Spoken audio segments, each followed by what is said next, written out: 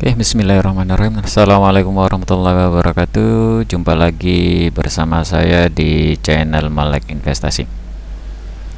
Oke, hari ini tanggal 15 bulan 2 2025, hari Sabtu ya. Hari ini pasar saham libur, jadi semalam hari Jumat IHSG terpantau turun 0,38, nggak apa-apa. Perusahaan yang bagus tetap bagus, perusahaan yang jelek tetap harus waspada. Oke, hari ini saya mau ngobrol rilis laporan keuangan BRI ya. Tutup buku tahun 2024 udah keluar dan laporannya sesuai dengan prediksi saya kemarin, agak mengecewakan. Agak mengecewakan. Tapi ya, tumbuh tipis, hampir tak tumbuh ya, dibilang stagnan lah ya. Dari 60,1 tahun 2023 dan sekarang 60,1 juga. Tumbuh setengah persen, 0,1%. Ya, dibilang tumbuh ya, lumayan gitu. Nggak menurun gitu, apalagi rugi gitu kan. Ya tetap santai aja gitu, sesuai prediksi sih. Soalnya kemarin tahun 2024 nih memang agak susah ya untuk ekonomi berkembang, dan perbankan nih, Big Bang nih sebagai indikator gitu. Kalau misalnya sebuah negara ekonominya lagi melambat, dia pasti melambat juga gitu. Dan kayaknya tahun 2025 ini bakalan kemungkinan kayak gitu juga. Jadi kalian mesti terbiasa nanti dengan merah gitu kan, crash gitu, biasa aja gitu. Tetap optimis aja. Selama kinerjanya masih bagus, nggak apa-apa, kita stay aja gitu. Siap-siap kencangkan sabuk pengaman karena kemungkinan kita akan terjun bebas gitu ya. Oke, untuk revenue pendapatannya sebenarnya sih bagus ya, dari 188 ke 208 gitu ya. 188 ke 208. Jadi ya tahu sendirilah, Bank BRI ini kan bank UMKM ya. Jadi NPL dan beban provisioning itu selalu menjadi momok dari zaman dulu ya. Jadi kalian kalau misalnya pegang BBRI itu ya harus tahu resikonya itu gitu. Tapi sejauh ini ya masih terhandle gitu dengan para petingginya ya. Jadi orang tuh udah memang di expert di bidangnya. Jadi dia tahu makroekonomi, dia mau tahu keadaan ekonomi gimana gitu, dia tahu kebijakan pemerintah gimana gitu. Jadi kita sebagai investor tuh stay cool aja gitu, nggak usah terlalu bising sana bising sini, nggak sibuk sana sibuk sini gitu. Orang tuh udah tahu apa yang dia lakukan gitu, kita mantau aja gitu. Perbankan UMKM ini resikonya. Jadi ya namanya UMKM ya, pasti banyak yang namanya gagal bayar gitu, apalagi ekonomi sulit kayak gini gitu. Dia mencatatkan kan pertumbuhan ini aja udah bersyukur gitu, udah bersyukur banget gitu, dengan dia pencadangannya yang besar banget gitu, naik berapa kali lipat nih, saya lihat tadi ini ya. Ini beban penyisian kerugiannya dari 29 ke 41, ini gede banget gitu. Pencadangannya gitu ya. Mudah-mudahan aja nanti di tahun 2025 bisa ditagih gitu ya. Jadi ini nih nggak hilang sebenarnya, ini nih nggak hilang untuk dicadangkan gitu kan. Jadi kalau misalnya nanti penagihannya berhasil ditagih gitu, ini nih masuk ke net profit gitu ya. Mudah-mudahan aja gitu, kita doakan aja, semoga UMKM Indonesia semakin membaik gitu ya. Kita kembali ke Stockbit ini ya. Dan IPS-nya tahun ini 396, jadi nggak jauh ya dari IPS tahun 2023. Anggap aja lah sama 396 gitu ya, 397 ini kalau dibulatkan gitu kan. Jadi untuk value booknya dia ada di 2092 dan di harga sekarang BRI berapa harganya sih? BRI di harga sekarang 3000 lah. Oh, ini harga yang menarik banget ya. 3860 nih dia 1,95. Ini terendah ya selama beberapa tahun ya.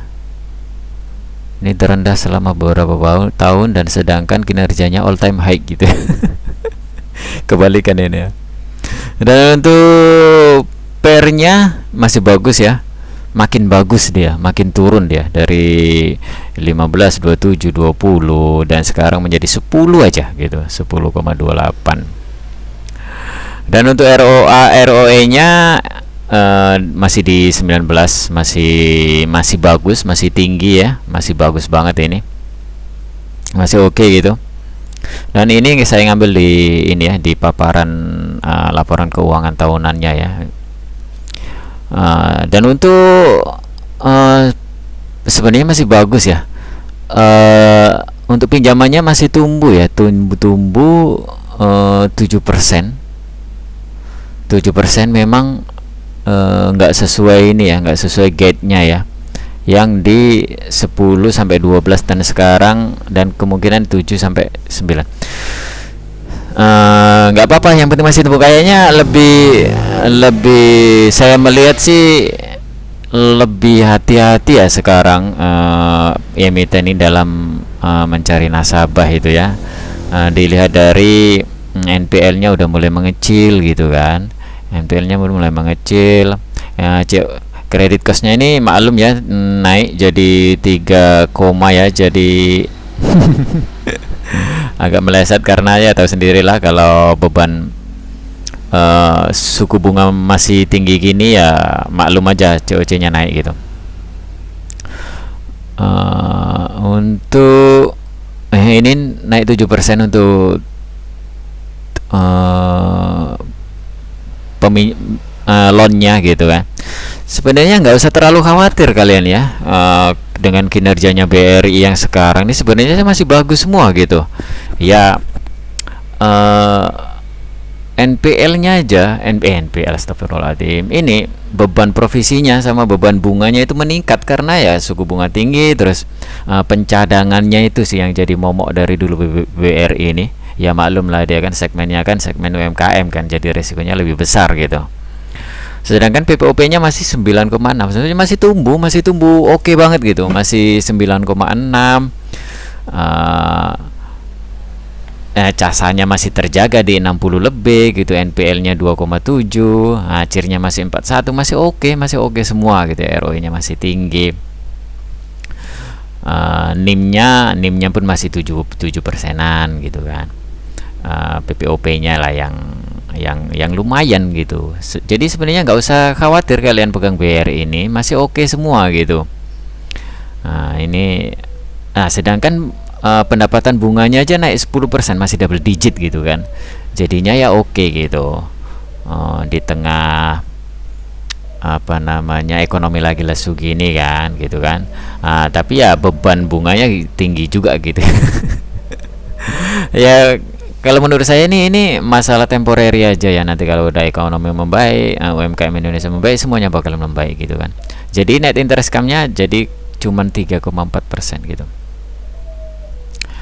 Dan operating expense-nya 8,2%, sedangkan PPOP-nya masih 9. Sebenarnya lebih bagus ya, dia lebih tinggi PPOP-nya daripada ininya ya, beban pengeluarannya ya. Jadi Bank BRI ini lebih efisien lah kalau menurut saya ya. Dan ini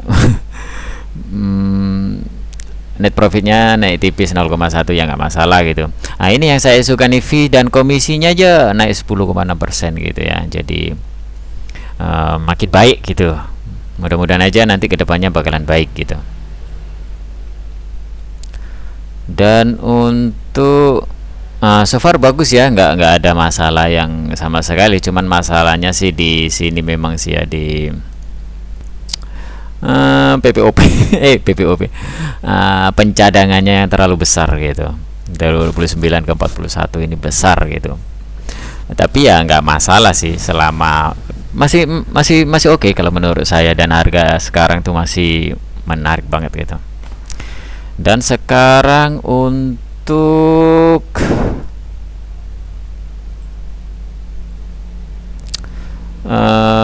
dividennya, ya kita kan sedikit sedikit ngobrol santai dulu ya, biar nggak bosan kalian nanti dengan video saya. Kita ini owner gitu ya, kita ini pemilik gitu ya, pemegang saham suatu perusahaan gitu ya. Jadi secara logis saja lah, secara logik lila ya, kita ini dapat profit itu ya, cara yang terbaik adalah yang terbaik yang ya dividen gitu. Nah, ya kan, kita misalnya join di suatu, taruhlah ada tukang mie goreng lah gitu kan.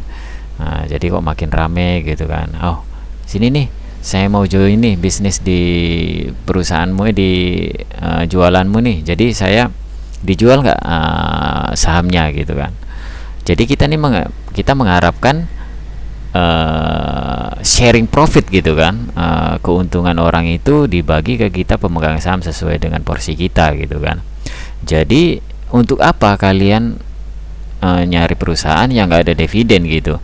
Oke lah, kita nggak mungkin kita beli perusahaan itu, kita beli tukang bakso itu atau apalah itu kan. Kita nyari orang menggoreng orang, membagus-baguskan perusahaan ini biar orang tuh beli gitu kan. Jadi untuk apa perusahaan bagus dijual gitu? Kalau perusahaan bagus ya untuk aset gitu kan. Nah, kalau asetnya aset mati ya untuk apa nggak menghasilkan, meskipun harganya tinggi gitu kan. Kita jual harga tinggi, nanti di sisi lain tuh ada juga orang yang rugi menjual itu gitu kan. Nah, gitu lah. Jadi kita sebagai dividen investor tuh nggak usah nggak perlu sikut-sikutan gitu kan, nggak perlu tarik sana tarik sini, goreng sana goreng sini, bagus-bagusin emiten ini gitu kan. Kita cukup lihat orang itu bekerja, emiten itu bekerja, berkembang, kita lihat 3 bulan sekali laporan keuangannya gitu kan. Kalau oke ya udah kita tetap keep gitu. Kalau misalnya ya melenceng gitu ya kita exit gitu ya. Nah gitu. Kalau menurut saya jujur tak pernah jual beli gitu ya. Kalau misalnya ada emiten bagus, selama dia ngasih dividen dan selama masih di harganya, tetap saya hold kok gitu. Karena ya itu, kita investasi itu tujuannya gitu, bukan untuk menjual gitu. Kita dapat keuntungan itu lewat dividen gitu. Tahun ini dapat dividen sekian, tahun depan kemungkinan kalau misalnya emitennya berkembang gitu ya, kita bagian kita yang lebih banyak lagi gitu ya kan. Oke, dan sekarang untuk dividen gitu ya. Dividen BRI ini biasanya antara 80 sama 85 lah ya. Harganya di 3860. Untuk harga 3860. Dan kalau misalnya dia DPR 80% ya, EPS-nya berapa sih ya? EPS BRI di 397 lah ya. Bulatkan 397. Dan DPR kalau 80 dia dapat ini aja dikali 80 seperti biasa ya. Dikali 80 dibagi 100. 317,6. Kalau misalnya dapat dividen yield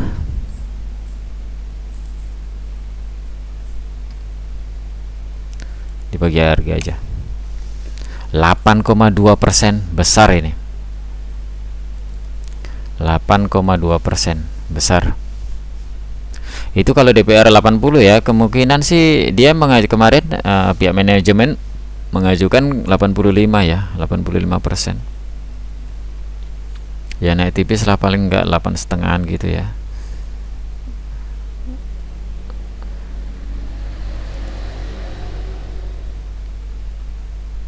IPS kali 85 dibagi 100, 337. Ya lumayan ya, di harga sekarang dapat.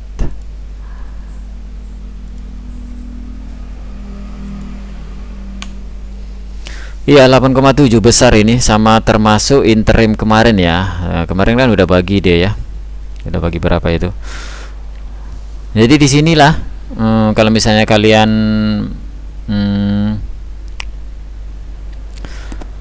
apa namanya beli di harga sekarang, kalian dapat segini, dipotong interim kemarin. Interim kemarin kalau nggak salah 135 ya, kalau nggak salah ya. Iya 135, tinggal dibagi aja sih, tinggal diambil. Kalau misalnya ini dividen, ini DP, ini untuk ininya ya, DPS, ini DPS dividen per share-nya. Berarti kalau misalnya dipotong 135 ya kemarin ya, dikurang 135, 225, 202. Jadi di harga sekarang kalian dapat, kalau nggak sama interim ya, kalau misalnya kalian belum punya dan mau beli di harga sekarang, kalian bakalan dapat 5%. Masih besar ya, 5% ya, kelas Big Bang dibagi 2 sama interim kemarin gitu. Dan untuk harga wajar seperti biasa ya, harga wajarnya kali 10 IPS dividen. Saya dari dividen aja ya lihatnya, soalnya kita dividen investor, jadi ya harus lihat dari dividen gitu. Kalau ngelihat dari PER atau BBV itu, kalau menurut saya nggak ngaruh juga sih ya. Ya nggak seberapa patokan gitu kalau menurut saya, soalnya ada juga PER-nya rendah, BBV-nya rendah, dividennya kecil, ada juga gitu kan, nggak sesuai gitu, masih di bawah 5%, masih di bawah deposito, banyak juga gitu. Jadi dan kita lihat tuh dari dividennya gitu, dan track recordnya gitu. Kalau misalnya rajin ngasih dividen, terus harganya tuh masih masuk, ya udah saya entry aja gitu, nggak usah ngelihat chart gitu, nggak usah ngelihat, bingung nanti kalian ngikutin harga cat naik turun tiap hari itu kan, jadi nggak tenang. Itu bukan investasi namanya, itu judi. Kali 10 aja, jadi DPS kalau 85 3.374. Inilah harganya. Dan di sini DPS kali, di sini 6.749, 6.750 masih harganya, betul sih kalau sekarang ya. Dia biar saya tulis di sini.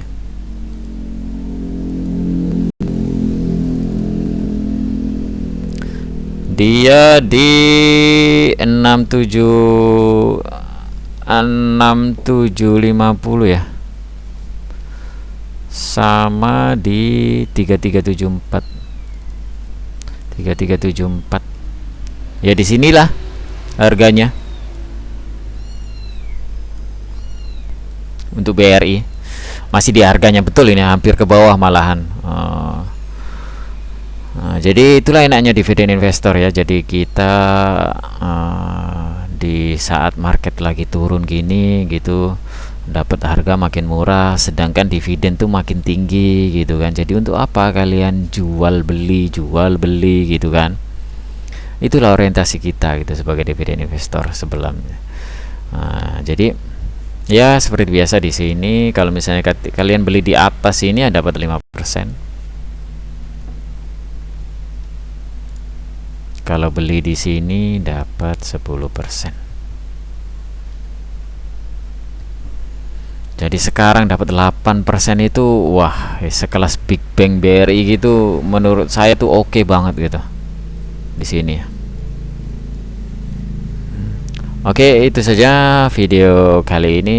Mudah-mudahan kita semua sukses di dunia investasi. Oke, saya akhiri. Assalamualaikum warahmatullahi wabarakatuh.